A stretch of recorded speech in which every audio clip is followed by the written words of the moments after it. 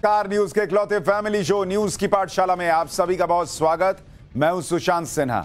ये वो पाठशाला जहां सबकी क्लास लगती है और आज सबसे पहले आपको बता दूं कि पाठशाला में कौन कौन सा चैप्टर खोलने वाला हूं। प्रधानमंत्री मोदी से लेकर आम पब्लिक तक सबको गमगीन कर गए, रुला गए रतन टाटा। रतन टाटा की अंतिम विदाई में वो हुआ जो हैरान कर देगा आपको भी। रतन टाटा की वो कहानियां जो बताएंगी कि क्यों रतन टाटा जैसा कोई और नहीं हो सकता। ऐसा क्या हुआ था कि रतन टाटा अपने पहले प्यार से शादी नहीं कर पाए। नरेंद्र मोदी का रतन टाटा को वो एक मैसेज जिसने गुजरात को 2000 करोड़ दिलवाए थे।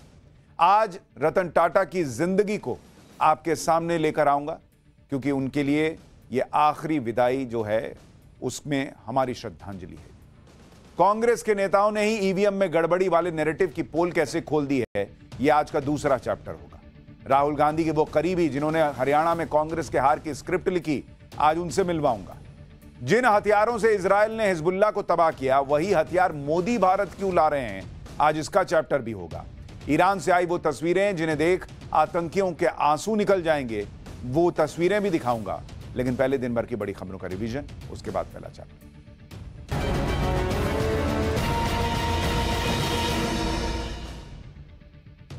उमर अब्दुल्ला दूसरी बार जम्मू कश्मीर के मुख्यमंत्री बनने जा रहे हैं। जम्मू कश्मीर में नई सरकार के गठन के लिए नेशनल कॉन्फ्रेंस विधायक दल की बैठक हुई, जिसमें पार्टी के उपाध्यक्ष उमर अब्दुल्ला को विधायक दल का नेता चुना गया। उधर हरियाणा में भी सरकार बनाने की तैयारी तेज हो गई है।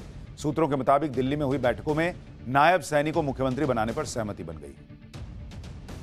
पटना में लालू परिवार को निशाना बनाते हुए आरजेडी दफ्तर के पास पोस्टर लगा दिए गए। पोस्टर में लालू यादव और तेजस्वी यादव के कार्टून बनाए गए हैं, जिसमें तेजस्वी का नाम टोटी चोर हिलस्वी यादव बताया गया। लालू यादव को चारा चोर बताया गया है। हालांकि पोस्टर किसने लगाया है इसकी जानकारी नहीं मिली, लेकिन बीजेपी इस पोस्टर में लिखी बातों को सपोर्ट करती नजर आई। हेमकुंड साहिब और लोकपाल लक्ष्मण मंदिर के कपाट पूरे विधि विधान के साथ शीतकाल के लिए बंद कर दिए गए। बर्फबारी के बीच आज हेमकुंड साहिब गुरुद्वारे में साल की अंतिम अरदास पढ़ी गई। इसके बाद दरबार साहिब से पंच प्यारों की अगुवाई में गुरु ग्रंथ साहिब को सचखंड में सोवित किया गया। इस साल 25 मई से शुरू यात्रा के बाद 1,83,000 से ज्यादा श्रद्धालुओं ने हेमकुंड साहिब की यात्रा की। तो ये हो गया दिन भर का रिवीजन। अब पाठशाला की पहली क्लास, जिसमें रतन टाटा को श्रद्धांजलि। पीएम मोदी से लेकर आम पब्लिक तक सबको कैसे गमगीन कर गए रतन टाटा। रतन टाटा की अंतिम विदाई में वो हुआ जो हैरान कर देगा आपको। रतन टाटा की वो कहानियां जो बताएंगी क्यों रतन टाटा जैसा कोई और नहीं हो सकता। ऐसा क्या हुआ था कि रतन टाटा अपने पहले प्यार से शादी नहीं कर पाए थे। नरेंद्र मोदी का रतन टाटा को वो एक मैसेज जिसने गुजरात को 2000 करोड़ दिलाए। सबसे पहले इसका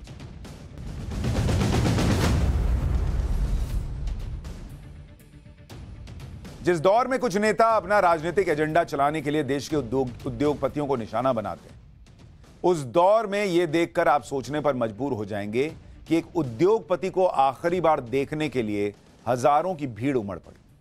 उन्हें श्रद्धांजलि देने के लिए ऐसी भीड़ जुट गई जो पैसे से लाई गई भीड़ नहीं थी, बल्कि उन इमोशंस से आई हुई भीड़ थी, जो इमोशंस देश के मशहूर उद्योगपति रतन टाटा के लिए हैं। टाटा ग्रुप के सर्वे सर्वा रतन टाटा का कल रात मुंबई में निधन हो गया। आज सुबह उनके पार्थिव शरीर को अंतिम दर्शन के लिए मुंबई के एनसीपीए ग्राउंड में रखा गया था। सुबह 10:30 बजे से लेकर शाम को 4 बजे तक ऐसी भीड़ रतन टाटा के अंतिम दर्शन में दिखी, जैसी भीड़ आप किसी लोकप्रिय नेता या अभिनेता के लिए देखते हैं। एक बिजनेसमैन के लिए ऐसी भीड़ अमूमन नहीं देखने को मिलती। सोचिए ना आप, एक उद्योगपति के लिए लोगों का ऐसा प्यार, वो उद्योगपति किस तरह से दिलों में राज करता रहा होगा, आप सोचिए, अंदाजा लगाइए। रतन टाटा से जुड़े गजब के किस्से, उनकी बेमिसाल जिंदगी का चैप्टर आज पाठशाला में खुलेगा, तो आपको पता चलेगा कि यह प्यार ऐसे ही नहीं है। पीढ़ियों में कोई एक रतन टाटा बनता है। देश के सबसे पुराने कारोबारी घरानों में एक टाटा ग्रुप को रतन टाटा 35 साल से संभाल रहे थे, और इन 35 सालों में वो टाटा ग्रुप को ऐसी ऊंचाइयों तक लेकर गए जहां आज पूरी दुनिया में भारत के इस ग्रुप का नाम है। रतन टाटा की जिंदगी भी ऐसी थी कि यहां के इंडस्ट्री लीडर्स के लिए वो मिसाल रहे। इसलिए आप देखिए कि रतन टाटा को अंतिम विदाई देने के लिए क्या नेता, क्या उद्योगपति, क्या फिल्म इंडस्ट्री, जो भी आ सकता था वो सब आए। भीड़ तो ऐसी थी कि एक बार के लिए तो भगदड़ जैसे हालात बन गए थे। जिस ग्राउंड में रतन टाटा का पार्थिव शरीर दर्शन के लिए रखा गया था, उस ग्राउंड के बाहर हालात को कंट्रोल करने के लिए पुलिस को बड़ी मशक्कत करनी पड़ी। लाठीचार्ज करने की नौबत आ गई। एक बार जरा ये तस्वीरें देखिए अंतिम विदाई की, फिर आपको आगे की बात बताऊं।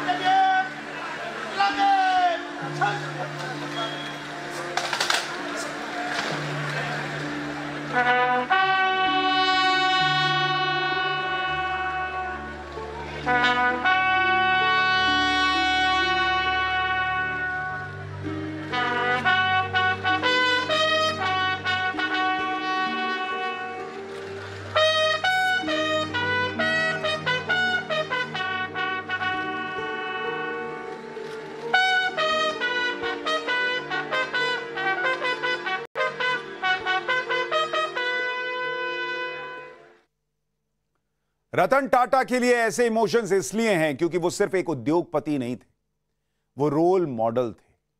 उनकी सादगी मिसाल थी, उनकी समाज सेवा मिसाल थी, उनका काम के प्रति समर्पण बेजोड़ था, उनकी सोच में हमेशा आम भारतीयों का ख्याल रहता था। इसलिए तो लोग उन्हें याद करके भावुक हो रहे हैं। सुनिए रतन टाटा को चाहने वाले क्या कह रहे हैं। 2 बार मुझे व्यक्तिगत रूप से उन्हें देखने का मौका मिला। दोनों ही बार खुद वो स्वयं ही गाड़ी ड्राइव कर रहे थे। तो इतना बड़ा व्यक्ति और इतनी अच्छी गाड़ी, इतने अच्छे से उन्होंने ब्लू चेक्स का शर्ट और एक जीन्स पहनी हुई थी। और जब ताज होटल के बाहर वो आए तो उन्होंने चाबी दी, दरबान का पीठ थपथपाई। दोनों ही बार मैंने यही दृश्य देखा था। तो ये सबके लिए बहुत ही एक सीखने वाली बात है कि इतना बड़ा व्यक्ति, इतना विनम्र, जिसने लाखों लोगों को रोजगार दिया, आज देश की अर्थव्यवस्था में इतना बड़ा नाम किया। आज मैं एक नॉर्मली पेंटिंग करता था, लेकिन सर ने मेरे हुनर को पहचाना, उन्होंने उन्हें आगे बढ़ने का मौका दिया। हमारे देश के बोला जाएगा तो एक हीरा, कोहिनूर हीरा आज हमारे बीच में नहीं है, लेकिन उनकी यादें मेरे साथ में रहेगी। उन्होंने मेरे लिए जो आर्ट के संबंधित दरवाजे खोले। रतन टाटा के अंतिम दर्शन और श्रद्धांजलि देने के लिए पूरी मुंबई जैसे आज घर से निकल आई।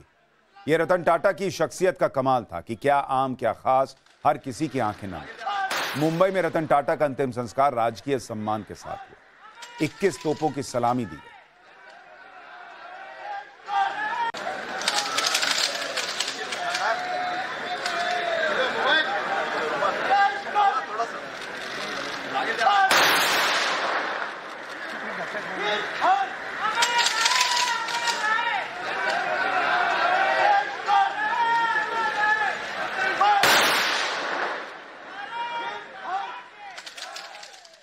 भारत सरकार की तरफ से रतन टाटा को श्रद्धांजलि देने के लिए केंद्रीय गृह मंत्री अमित शाह पहुंचे। अमित शाह ने रतन टाटा के पार्थिव शरीर को नमन किया, फूल अर्पित किए। अमित शाह ने कहा कि रतन टाटा आने वाली पीढ़ियों को प्रेरित करते रहे। एक बार अमित शाह को सुनिए। आज श्री रतन टाटा जी हमारे साथ नहीं रहे हैं, परंतु उन्होंने जो लेगेसी छोड़कर जा रहे हैं वो लंबे समय तक देश के औद्योगिक क्षेत्र में काम करने वाले, नेतृत्व करने वाले सभी लोगों के लिए पथदर्शक बनेगी, रास्ता बताती रहेगी, इसका मुझे भरोसा है। मैं आज ईश्वर से प्रार्थना करता हूं कि उनकी आत्मा को परम शांति अर्पण करने का काम करें। रतन टाटा से हर कोई प्यार करता था, उनके विचारों और विजन की कद्र करता था। आज रतन टाटा को श्रद्धांजलि देने के लिए तमाम बड़े लोग लाइन लगाकर खड़े थे। महाराष्ट्र के मुख्यमंत्री एकनाथ शिंदे ने श्रद्धांजलि दी। अमित शाह के साथ ही एकनाथ शिंदे भी एनसीपीए ग्राउंड आए। इस दौरान एकनाथ शिंदे बहुत भावुक नजर आए। केंद्र सरकार में मंत्री पीयूष गोयल भी रतन टाटा को श्रद्धांजलि देने पहुंचे थे। उन्होंने भी फूल अर्पित किए। रतन टाटा को श्रद्धांजलि देने के लिए आंध्र प्रदेश के मुख्यमंत्री चंद्रबाबू नायडू अब मुंबई पहुंचे। चंद्रबाबू नायडू ने कहा कि रतन टाटा पूरे देश को याद आएंगे। महाराष्ट्र के दिग्गज नेता शरद पवार ने भी रतन टाटा को अपनी श्रद्धांजलि दी। मिलिंद देवड़ा भी वहां पहुंचे। यानी आज मुंबई में ऐसा लग रहा था जैसे हर खास और आम रतन टाटा के आखिरी दर्शन के लिए बेताब था, उन्हें श्रद्धांजलि देना चाहता था। रतन टाटा देश के बड़े उद्योगपति थे। रतन टाटा को श्रद्धांजलि देने के लिए बिजनेस वर्ल्ड के भी कई बड़े दिग्गज पहुंचे। देश के सबसे बड़े बिजनेसमैन मुकेश अंबानी अपने पूरे परिवार के साथ रतन टाटा को श्रद्धांजलि देने के लिए गए। मुकेश अंबानी, उनकी पत्नी नीता अंबानी, उनके बड़े बेटे आकाश अंबानी, सारे लोग रतन टाटा को आखिरी विदाई देने के लिए गए।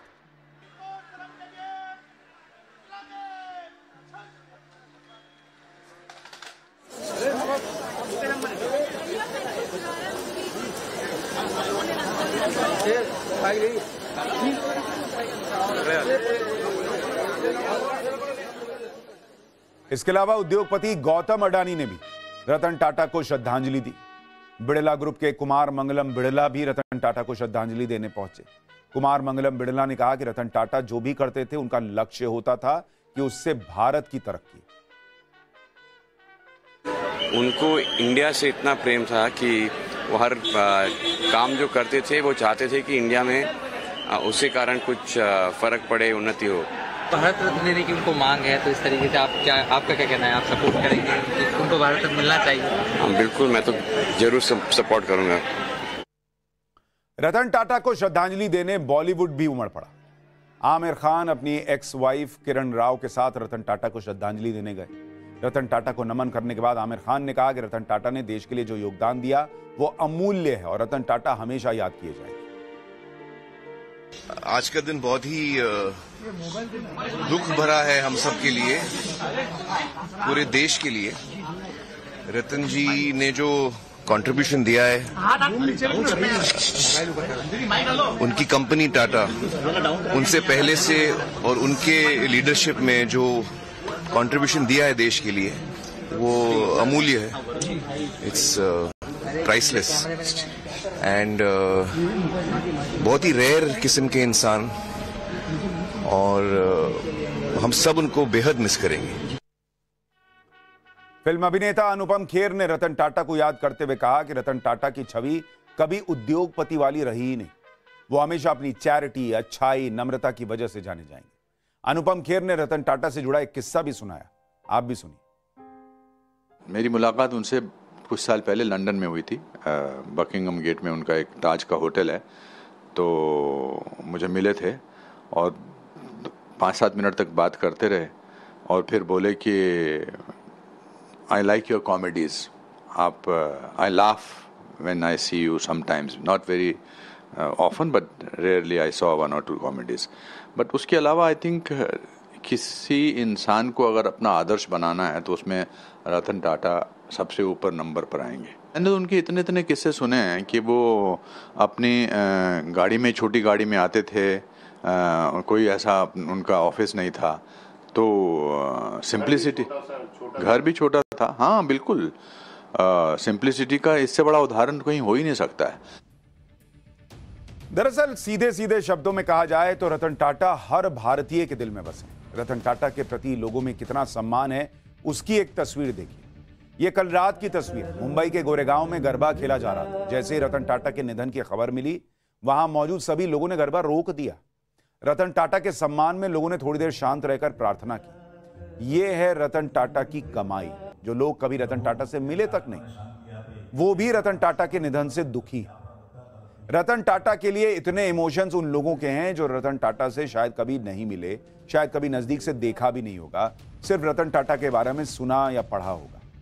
सोचिए उन लोगों पर रतन टाटा के जाने से क्या बीत रही होगी जो सालों से रतन टाटा के साथ काम करते रहे। ऐसे ही एक शख्स है शांतनु नायडू, जो रतन टाटा के सबसे करीबी दोस्त थे। 86 साल की उम्र में रतन टाटा का हर कदम पर साथ देने वाला कोई था तो वो शांतनु नायडू थे। रतन टाटा की अंतिम यात्रा के दौरान शांतनु बाइक पर सबसे आगे चल रहे थे। रतन टाटा के निधन पर शांतनु ने सोशल मीडिया पर जो लिखा वो सुनकर आप भी भावुक हो जाएंगे। शांतनु ने लिखा कि इस दोस्ती से जो खालीपन मेरे अंदर आ गया है या रह गया है, उस खालीपन को भरने में जिंदगी का बचा हुआ समय लगाऊंगा। प्यार की कीमत दुख से चुकानी होती है। अलविदा माय डियर लाइट हाउस। जैसे रतन टाटा के करीबी शांतनु नायडू की इमोशनल कर देने वाली तस्वीर आज दिखी, वैसी ही एक तस्वीर रतन टाटा के जो उनके पालतू डॉगी थे उनकी भी दिखी। आज जब रतन टाटा का पार्थिव शरीर मुंबई में एनसीपीए ग्राउंड में पहुंचा तो उनके डॉगी को भी वहां पर लाया गया। रतन टाटा से इस डॉगी का लगाव इन तस्वीरों को देखकर समझा जा सकता है। डॉगी काफी देर तक रतन टाटा के पार्थिव शरीर के पास खड़ा रहा और वहां से हटने के लिए तैयार नहीं हुआ। इस डॉगी का नाम गोवा है और उसे यह नाम खुद रतन टाटा ने दिया था। गोवा के केयरटेकर ने बताया कि करीब 11 साल पहले टाटा ग्रुप के कुछ कर्मचारियों को गोवा ट्रिप के दौरान यह स्ट्रीट डॉग सड़क पर पड़ा हुआ मिला था और वो उसे मुंबई ले आए। गोवा से लाए जाने की वजह से रतन टाटा ने इसका नाम गोवा रख दिया। तब से डॉगी रतन टाटा के आवास बॉम्बे हाउस में ही रहता था और इसके साथ रतन टाटा का भी खास लगाव था। अब आप इस तस्वीर को देखिए जिसमें रतन टाटा गोवा के साथ नजर आ रहे हैं। गोवा के केयरटेकर से सुनिए वो कैसे रतन टाटा की फैमिली का मेंबर बन गया था। और ये कुत्ता कम से कम 10-12 साल से हमारे पास है। गोवा से लेके आया था हम लोग, पिकनिक गया था तभी। इनसे बहुत लगा है और कुछ नहीं। क्या नाम है आपका? गोवा। क्यों इसका नाम गोवा क्यों रखा? गोवा से आया इसके लिए गोवा नाम। रतन टाटा को कुत्तों से इतना लगाव था कि इसके किस्से सुनेंगे तो आप हैरान रह जाएंगे। इसके बारे में आपको आगे बताऊंगा, लेकिन पहले शांतनु नायडू से रतन टाटा की दोस्ती के बारे में आपको बताता हूं, क्योंकि रतन टाटा के जीवन के अंतिम कुछ सालों में शांतनु नायडू ही हर कदम पर रतन टाटा को संभालते थे। शांतनु नायडू ने अपने करियर की शुरुआत टाटा ग्रुप के साथ की थी। टाटा ग्रुप में काम करते हुए शांतनु नायडू कुत्तों की देखभाल भी किया करते थे। कुत्तों की सुरक्षा के लिए शांतनु ने मोटोपॉज नाम का प्रोजेक्ट शुरू किया। इसमें शांतनु नायडू ने सड़क हादसों से कुत्तों को बचाने के लिए स्पेशल कॉलर बनाने की प्लानिंग कर रहे थे। इस प्रोजेक्ट के लिए शांतनु ने रतन टाटा को पत्र लिखकर प्रपोजल भेजा। इस प्रपोजल से रतन टाटा प्रभावित हुए और शांतनु को मुलाकात के लिए घर बुला लिया। इसके कुछ ही दिनों बाद मोटोपॉज टाटा ग्रुप की फंडिंग वाला स्टार्टअप बन गया।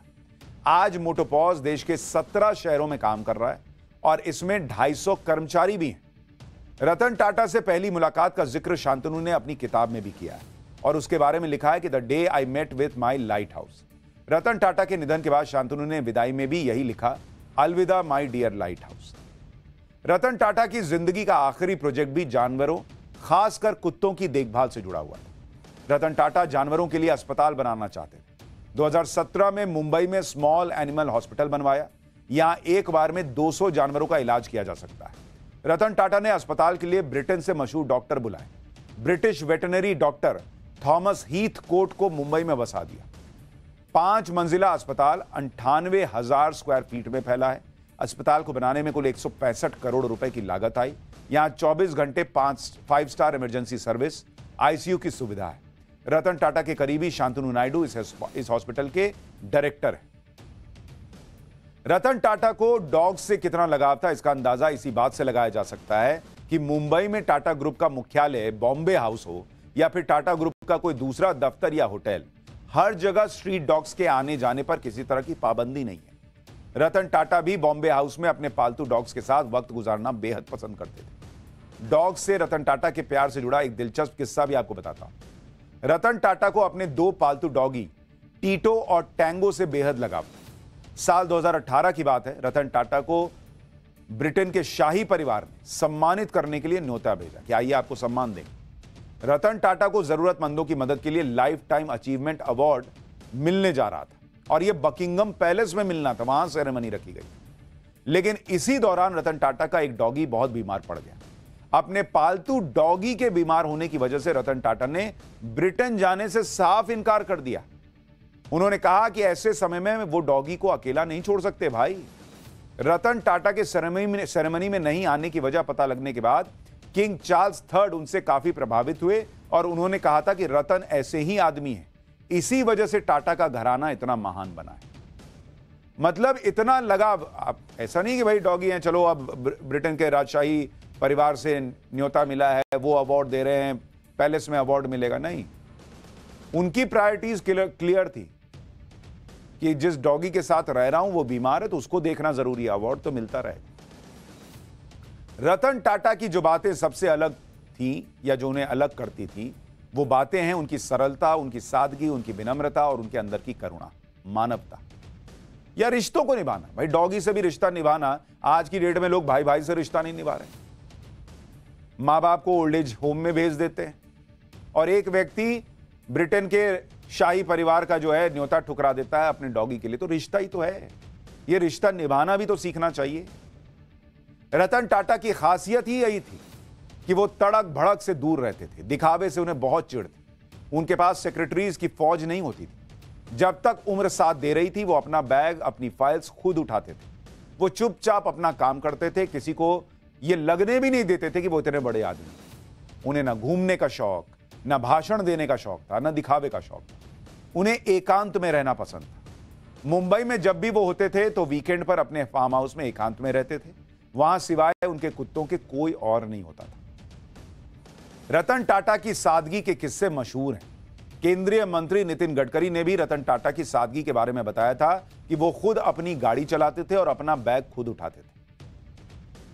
यानी चाहे सिंप्लिसिटी हो, चाहे दूसरों के दुख और पीड़ा को महसूस करने की बात, चाहे दूसरों की मदद करने की बात हो, रतन टाटा वाकई सबसे अलग। नहीं तो आज के जमाने में बिना मतलब कोई किसी की हेल्प तक नहीं करता। नौकरी देने वाला बॉस भी यही सोचता है कि सैलरी तो दे ही रहा हूं और किस चीज से मतलब है। लेकिन रतन टाटा की सोच आप देखिए कि जब 26/11 का हमला मुंबई में उनके ताज होटल पर हुआ तो इस हमले के बाद उनके ऊपर इतनी चुनौतियां आ गई थीं और उनके अपने कर्मचारियों का भी उन्हें ख्याल रखना था। ताज होटल में हुए आतंकी हमले के बाद रतन टाटा की जिम्मेदारियां दोगुनी हो गई। आतंकी हमले की वजह से टाटा ग्रुप के हॉस्पिटैलिटी बिजनेस समेत दूसरे कारोबार की हालत खराब हो गई थी। लेकिन उन्होंने ताज होटल को फिर से खोलने और आतंकी हमले में मारे गए या घायल हुए लोगों के परिवारों की देखभाल का संकल्प लिया। 21 महीने के अंदर उन्होंने करीब 84 करोड़ रुपए खर्च करके ताज होटल को दोबारा खोल के दिखा दिया। रतन टाटा ने आतंकी हमलों से प्रभावित टाटा समूह के 80 कर्मचारियों के परिवार वालों से उनके घर जाकर बाकायदा मुलाकात की और हमले में मारे गए कर्मचारियों की पूरे जीवन की सैलरी उनके रिश्तेदारों को दी, पूरे जीवन की सैलरी। इसके अलावा रतन टाटा ने आतंकी हमले में मारे गए कर्मचारियों के बच्चों की शिक्षा की पूरी जिम्मेदारी भी उठाई। आतंकी हमले के 1 महीने के अंदर टाटा ग्रुप ने इस तरह की ट्रेजेडी के बाद लोगों की मदद के लिए ताज पब्लिक सर्विस वेलफेयर ट्रस्ट बना दिया। रतन टाटा ने आतंकी हमले के दौरान ताज होटल में मारे गए कर्मचारियों और मेहमानों की याद में ताज होटल के परिसर में एक मेमोरियल भी बनाया। ये थे रतन टाटा। ताज होटल पर जब आतंकी हमला हुआ था तो उसकी जानकारी मिलने पर रतन टाटा खुद वहां पहुंच गए। 3 दिन तक होटल के बाहर डटे रहे और लगातार अपडेट लेते रहे। एक इंटरव्यू में रतन टाटा ने बताया था कि उन्हें किसी ने फोन करके होटल के अंदर गोलीबारी होने की जानकारी दी थी, जिसके बाद उन्होंने होटल के स्टाफ को फोन किया, लेकिन किसी ने कॉल रिसीव नहीं किया। इसके बाद उन्होंने कार निकाली और अपनी जान की परवाह किए बिना ताज होटल के लिए निकल पड़े। उन्होंने होटल के अंदर जाने की कोशिश भी की, लेकिन गोलीबारी की वजह से उन्हें बाहर ही रोक दिया गया। उन्होंने सरकार से कहा कि एक भी आतंकी जिंदा नहीं बचना चाहिए और जरूरत पड़े तो पूरी प्रॉपर्टी को ही बम से उड़ा दो। आप सोच रहे हैं इतना बड़ा होटल और रतन टाटा कह रहे हैं कि उड़ाना है तो उड़ा दो, लेकिन आतंकियों को खत्म करो। ये थे रतन टाटा, देश से ऊपर कुछ नहीं। ये थी उनकी सोच।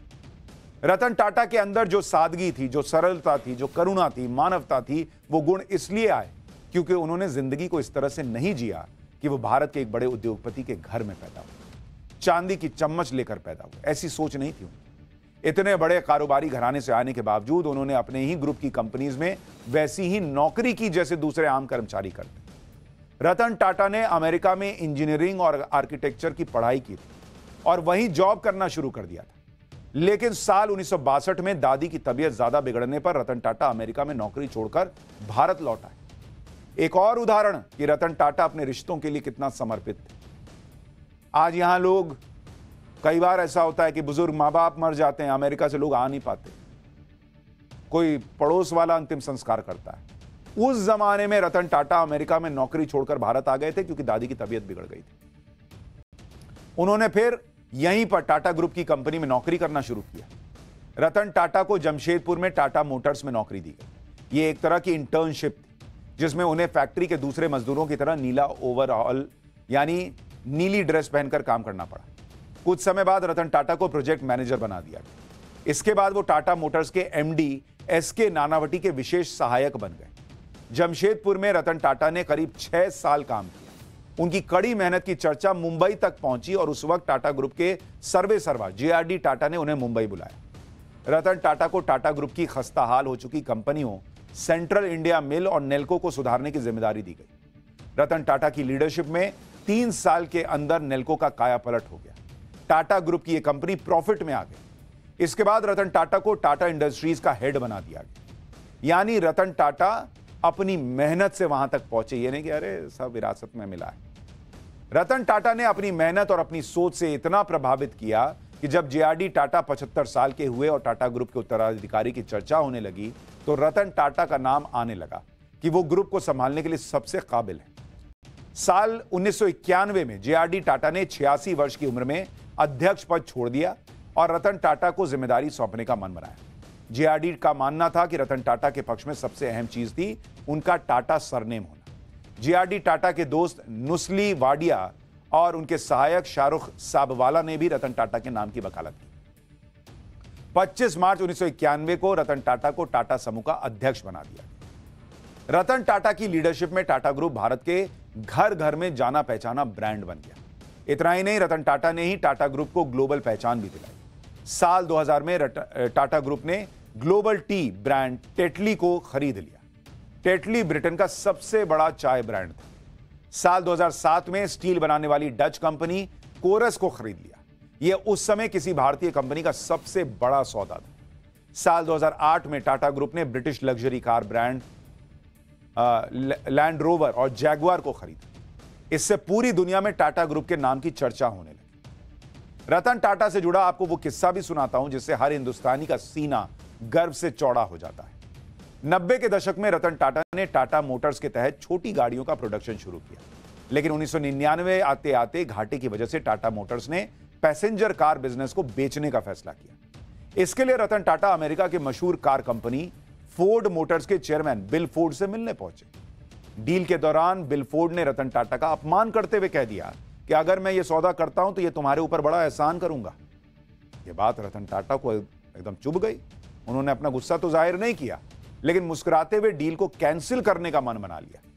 इसके बाद रतन टाटा ने अपना पूरा ध्यान टाटा की कार पर लगा दिया। साल 2008 में उनकी कारों ने बाजार में अपनी पकड़ बना ली, लेकिन दूसरी तरफ अमेरिका में फोर्ड मोटर्स का ग्राफ नीचे जा रहा था। कंपनी दिवालिया होने की कगार पर पहुंच चुकी थी। फोर्ड मोटर्स के घाटे को देखते हुए रतन टाटा ने उसके सबसे मशहूर जैगुआर और लैंड रोवर ब्रांड को खरीदने का ऑफर दिया, लेकिन शर्त यह थी कि बिल फोर्ड को कंपनी बेचने के लिए मुंबई आना पड़ेगा। और यही हुआ। ऐसा कहा जाता है कि इस डील के दौरान बिल फोर्ड ने रतन टाटा से कहा कि इस डील से आपने मेरे ऊपर बहुत बड़ा एहसान किया। ये थे रतन टाटा। और फोर्ड मोटर्स पर टाटा मोटर्स के एहसानों का यह सिलसिला उस वक्त भी जारी रहा जब फोर्ड मोटर्स ने भारत से अपना कारोबार समेटने का फैसला किया। इस बार भी फोर्ड मोटर्स ने भारत में अपना प्लांट टाटा मोटर्स को बेचा। रतन टाटा हमेशा आम भारतीयों के बारे में सोचते थे। आम लोगों की परेशानियां कैसे दूर की जाए, इसके लिए नए नए तरीके खोजते थे। आम आदमी के लिए ही रतन टाटा ने सस्ती लखटकिया कार तक लॉन्च कर दी थी। आपको याद होगा, टाटा नैनो। रतन टाटा जानते थे कि आम इंसान महंगी कार कहां खरीद पाएगा, इसलिए 1 लाख रुपए की कीमत वाली टाटा नैनो लॉन्च की थी उन्होंने। सस्ती कार बनाने का आइडिया भी रतन टाटा को राह चलते आया था। एक दिन रतन टाटा कार में बैठकर कहीं जा रहे थे। रास्ते में बारिश होने लगी। रतन टाटा ने देखा कि एक परिवार के 4 लोग स्कूटर पे कहीं जा रहे थे। बारिश में स्कूटर फिसल गया और सभी लोग गिर गए। यह देखकर रतन टाटा बहुत आहत हुए। सोचा अगर इनके पास कार होती तो ऐसा हादसा तो नहीं होता। इसी के बाद रतन टाटा ने नैनो बनाने की ठान ली कि ऐसी छोटी कार बनाऊंगा, ऐसी अफोर्डेबल कार बनाऊंगा कि आम आदमी भी खरीद सके और परिवार के साथ चल सके। नैनो कार के ड्रीम प्रोजेक्ट के लिए टाटा ग्रुप ने पश्चिम बंगाल के सिंगूर में प्लांट लगाया, लेकिन सिंगूर के प्लांट में जमीन अधिग्रहण को लेकर इतना बवाल हुआ, ममता बनर्जी ने किया वहां पर यह बवाल कि टाटा ग्रुप को अपना प्लांट बंगाल से शिफ्ट करना पड़ा। ममता बनर्जी के विरोध के बाद जब टाटा ने बंगाल से नैनो कार प्लांट हटा लिया, तब नरेंद्र मोदी गुजरात के सीएम थे और उन्होंने तुरंत रतन टाटा को फोन पर एक मैसेज भेजा। नरेंद्र मोदी ने लिखा कि वेलकम टू गुजरात। सिर्फ इतना मैसेज भेजा नरेंद्र मोदी ने। इस मैसेज के 3 दिन बाद टाटा को गुजरात में जमीन मिल गई। इसके बारे में नरेंद्र मोदी ने बाद में बताया था कि 1 रुपए का एसएमएस खर्च करके गुजरात के लिए 2000 करोड़ रुपए का निवेश मिल गया। यह भी विडंबना देखिए कि आज पश्चिम बंगाल की मुख्यमंत्री ममता बनर्जी ने भी रतन टाटा को श्रद्धांजलि दी। ममता बनर्जी ने कहा कि रतन टाटा भारतीय उद्योग जगत के बड़े लीडर और जनहितैषी परोपकारी व्यक्ति थे। रतन टाटा के निधन से भारतीय उद्योग का बहुत बड़ा नुकसान हुआ है, जबकि ममता बनर्जी की ही वजह से रतन टाटा को अपनी उस ड्रीम कार का प्लांट बंगाल से गुजरात शिफ्ट करना पड़ा था, जो ड्रीम कार उन्होंने करोड़ों आम भारतीयों के लिए सोची थी। लेकिन ममता बनर्जी ने जिसे ठुकराया उसे नरेंद्र मोदी ने गले लगाया और गुजरात में जगह देकर वहां पर निवेश और नौकरी लेकर आए। यही फर्क है नरेंद्र मोदी और दूसरे नेताओं में। आज रतन टाटा के निधन पर पीएम मोदी ने भी शोक संदेश दिया। पीएम मोदी ने कहा कि रतन टाटा जी एक दूरदर्शी बिजनेस लीडर और असाधारण इंसान थे। उन्होंने भारत के सबसे पुराने और सबसे प्रतिष्ठित व्यापारिक घरानों में से एक को स्थिर नेतृत्व प्रदान किया। साथ ही उनका योगदान बोर्डरूम से कहीं आगे तक गया। उन्होंने अपनी विनम्रता, दयालुता और हमारे समाज को बेहतर बनाने के लिए एक अटूट प्रतिबद्धता से लोगों को अपना मुरीद बना लिया। रतन टाटा के निधन पर दुनिया भर से शोक संदेश आए। गूगल के सीईओ सुंदर पिचई ने रतन टाटा के निधन पर कहा कि रतन टाटा के साथ गूगल में आखिरी मुलाकात के दौरान हमने वेमो की प्रोग्रेस पर बात की। वो एक असाधारण व्यवसाय और परोपकारी विरासत छोड़कर गए। वो भारत को बेहतर बनाने के लिए काम करते रहे। भारत में मॉडर्न बिजनेस लीडरशिप को डेवलप करने में उनकी महत्वपूर्ण भूमिका थी। रतन टाटा की जिंदगी की कुछ ऐसी बातें भी हैं जिनके बारे में बहुत लोगों को आज तक नहीं पता है, जैसे उन्होंने जीवन भर शादी क्यों नहीं की। रतन टाटा की पर्सनल लाइफ के बारे में भी आज आपको बताते हैं, वहां भी बहुत कुछ सीखने लायक है। 2020 में ह्यूमंस ऑफ बॉम्बे नाम के इंस्टाग्राम पेज पर रतन टाटा से बातचीत के कुछ हिस्से छपे थे। उसमें रतन टाटा ने अपनी इमोशनल कहानी बताई। रतन टाटा ने बताया था कि उनका बचपन बहुत अच्छा था, लेकिन जैसे जैसे उनके भाई और वो बड़े हुए उन्हें कई तरह की तकलीफें उठानी पड़ी, क्योंकि उनके माता पिता का तलाक हो गया था।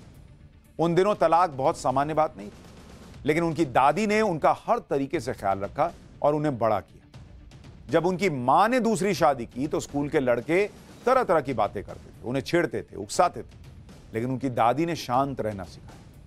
यह सीख दी कि अपनी गरिमा को किसी भी कीमत पर बनाए रखना है, और ये वो संस्कार हैं जो आज तक उनके साथ बने हुए हैं। रतन टाटा ने इसी में यह भी बताया था कि कैसे पिता के साथ उनके मतभेद थे। रतन टाटा के मुताबिक वो वायलिन सीखना चाहते थे, लेकिन उनके पिता चाहते थे कि वो पियानो सीखें। रतन टाटा अमेरिका पढ़ने जाना चाहते थे, उनके पिता चाहते थे कि वो इंग्लैंड में पढ़ाई करें। रतन टाटा आर्किटेक्ट बनना चाहते थे, लेकिन उनके पिता चाहते थे रतन टाटा इंजीनियर बने। रतन टाटा ने बताया कि उनकी दादी ना होती तो वो अमेरिका के कॉर्नेल यूनिवर्सिटी में पढ़ाई के लिए जा भी नहीं पाते। अमेरिका में रतन टाटा ने मैकेनिकल इंजीनियरिंग के कोर्स में एडमिशन लिया जो उनके पिता चाहते थे, लेकिन बाद में उन्होंने सब्जेक्ट बदल लिया और आर्किटेक्ट की डिग्री लेकर निकले। इससे उनके पिता बहुत नाराज थे, लेकिन आखिरकार रतन टाटा ने जो चाहा वही किया। रतन टाटा ने बताया कि उनकी दादी ने सिखाया था कि किसी बात को कहने की हिम्मत सिर्फ आक्रामक तरीके से नहीं, सरलता से, सम्मानित तरीके से और मृदुभाषी होकर भी कही जा सकती है वो बात। रतन टाटा ने अमेरिका में कॉलेज की पढ़ाई पूरी की और उसके बाद वहीं लॉस एंजलिस में नौकरी शुरू की, और यहीं पर उन्हें प्यार हुआ और करीब करीब शादी तक मामला पहुंच गया था। रतन टाटा ने अपनी लाइफ का यह दिलचस्प किस्सा भी बताया था। उन्होंने बताया था कि लॉस एंजलिस की आर्किटेक्चर फर्म में उन्होंने करीब 2 साल काम किया। वहां का मौसम शानदार था, उन्हें अपनी नौकरी बहुत पसंद थी, उनके पास अब अपनी गाड़ी हो गई थी, और इसी दौरान लॉस एंजलिस में उन्हें प्यार हो गया। करीब करीब शादी तक बात पहुंच गई, लेकिन उन्हें टेम्पररी भारत लौटने का फैसला करना पड़ा, क्योंकि उनकी दादी पिछले 7 साल से बीमार थी और उनकी तबीयत बिगड़ रही थी। रतन टाटा ने सोचा कि जब वो भारत लौटेंगे तो उनके साथ साथ वो लड़की भी भारत आ जाएगी जिससे वो शादी करना चाहते हैं। लेकिन ये साल 1962 की बात है और उस वक्त भारत चीन युद्ध छिड़ा हुआ था। युद्ध की वजह से लड़की के माता पिता इस बात के लिए तैयार नहीं थे कि वो लड़की भारत आए, और इस वजह से उनकी शादी की बात वहीं पर खत्म हो गई। 2011 में अमेरिकी न्यूज चैनल CNN इंटरनेशनल को दिए इंटरव्यू में रतन टाटा ने बताया था कि उनके जीवन में 4 बार ऐसा हुआ कि बात शादी तक पहुंच गई, लेकिन हर बार किसी ना किसी डर से वो शादी से पीछे हट गए। हर मौका अलग किस्म का था, लेकिन जब वो इन मौकों से जुड़े हुए लोगों को अभी देखते हैं तो लगता है कि शादी न करने का फैसला बुरा नहीं था। उनका मानना था कि अगर शादी हो जाती तो शायद उनके लिए चीजें और जटिल हो जाती। तो ये थे रतन टाटा, और उनके जीवन से इतना कुछ सीखने के लिए रतन टाटा भले चले गए, लेकिन अपने पीछे एक लेगेसी छोड़कर गए। सिर्फ कंपनी के तौर पर नहीं, सिर्फ उन्होंने देश के लिए जो किया वो नहीं, बल्कि जीवन जीने का तरीका, रिश्तों को निभाने का तरीका, दूसरों के लिए सोचने का तरीका, ये सब कुछ ऐसा छोड़कर गए हैं रतन टाटा जिससे सीखा जा सकता है, जिससे बेहतर इंसान बना जा सकता है। इसलिए रतन टाटा को सलाम है।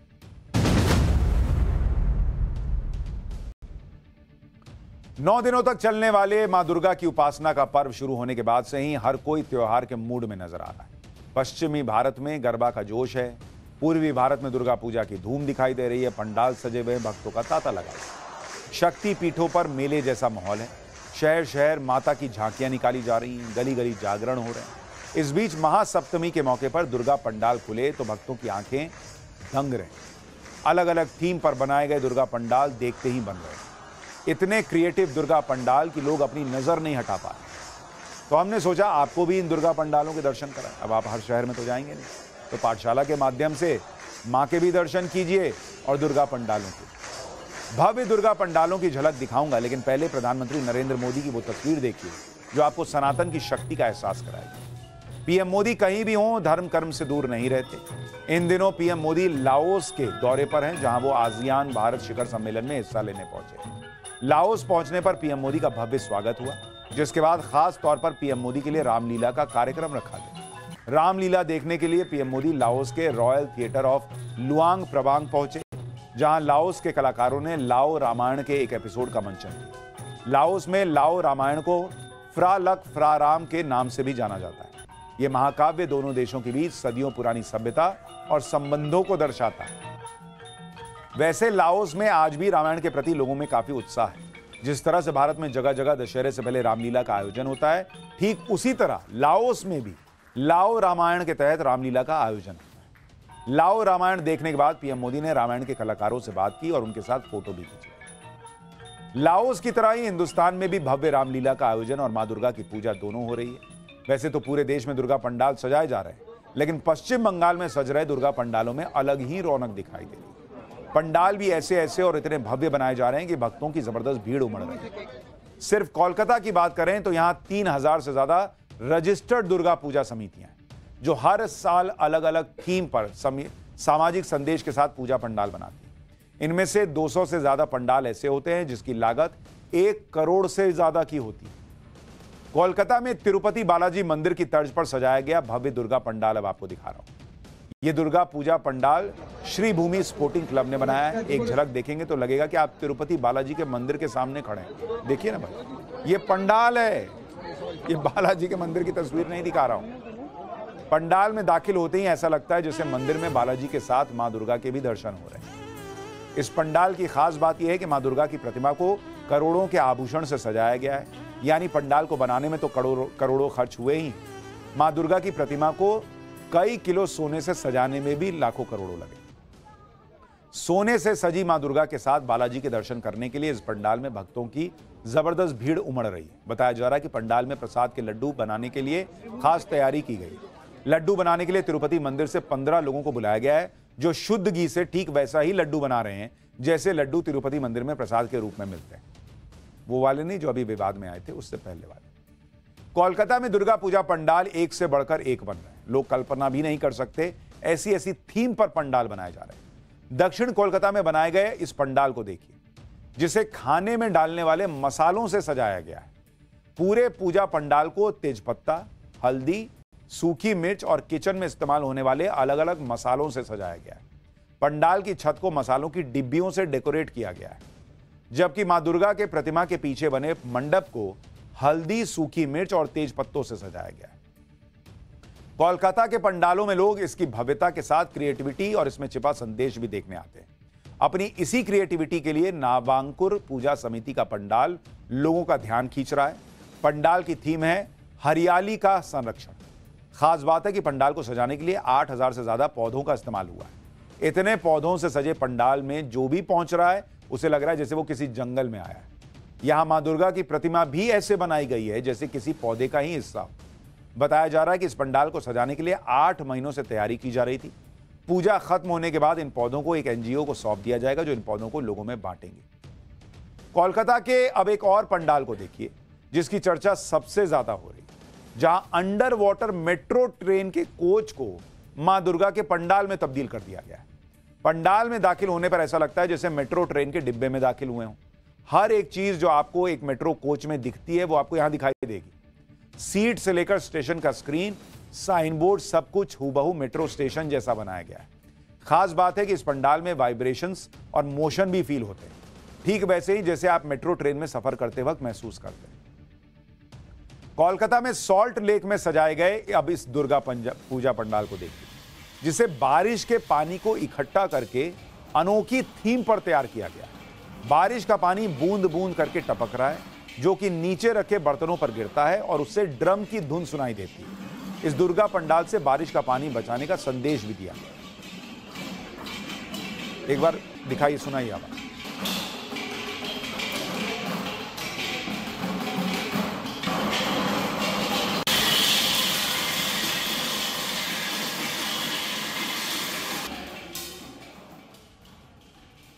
कोलकाता की चेतला अग्रणी समिति ने अपने दुर्गा पूजा पंडाल में गंगा प्रदूषण की थीम को लिया है। पंडाल में काशी की गंगा आरती को दिखाया गया है। पंडाल में काशी के घाटों पर बने शिव मंदिर को दिखाया गया है और वहां पर जिस तरह से आरती हो रही है, एक बार के लिए आपको लगेगा कि आप काशी घाट पर मौजूद हैं। काशी के घाट, आप खुद तस्वीर देखिए, फुल फ्रेम दिखाइए एक बार। ये तस्वीरें आप देखिए तो सिर्फ मां दुर्गा की पूजा की बात नहीं है, उन्हें नमन करने की बात नहीं है, लेकिन लोग जिस तरह से इसे सेलिब्रेट कर रहे हैं, जिस तरह के पंडाल बन रहे हैं, वो देखकर भी लोग हैरान रह जा रहे हैं।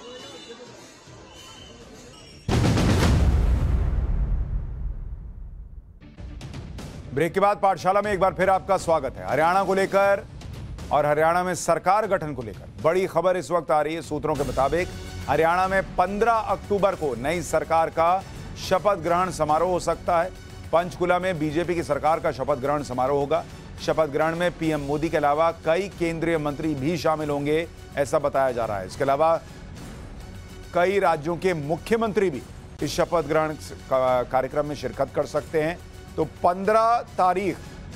15 अक्टूबर सूत्रों का दावा है कि पंचकुला में शपथ ग्रहण समारोह होगा, जहां नायब सिंह सैनी मुख्यमंत्री पद की शपथ लेंगे और खुद पीएम मोदी वहां उस कार्यक्रम में मौजूद रह सकते हैं।